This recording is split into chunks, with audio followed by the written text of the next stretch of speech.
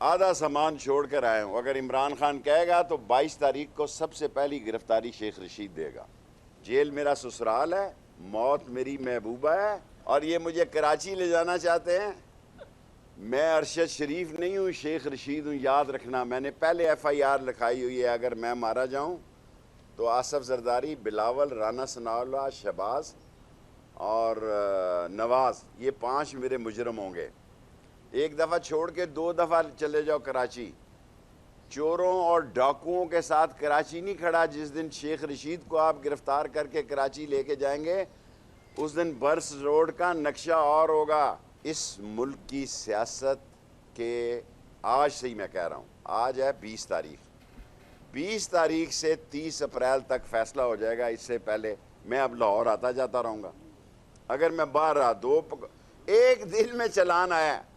پاکستان کی 75 سالہ تاریخ میں کوئی سیاستدان ایسا بتایا جائے جس کے خلاف پولیس نے ایک دن میں چلان جمع کرایا ہو. ایک دن میں لوگ 10 سال چلان نہیں آتے لوگوں کے. لیکن یاد رکھنا، ایک نیا شیخ رشید زندہ ہو گیا ہے. ایک نیا شیخ رشید پیدا ہو گیا ہے. تمہیں نیست و نابود کر دیا جائے گا. لسبیلا لے جاؤ، کراچی لے جاؤ، ہب لے جاؤ، پشاور لے جاؤ، تمہاری سیاست کو نیست و نابود کر دوں گا. کیونکہ اللہ کے فضل و کرم سے میں بے وقوف نہیں. 10 مہینے ہو گئے ہیں آئے نا نواز شریف. یعنی اس کے عمران خان کو 2 لگی ہیں، 3 لگی ہیں، 4 لگی ہیں، گولیاں لگی ہیں، ڈاکٹر دیکھ رہے ہیں.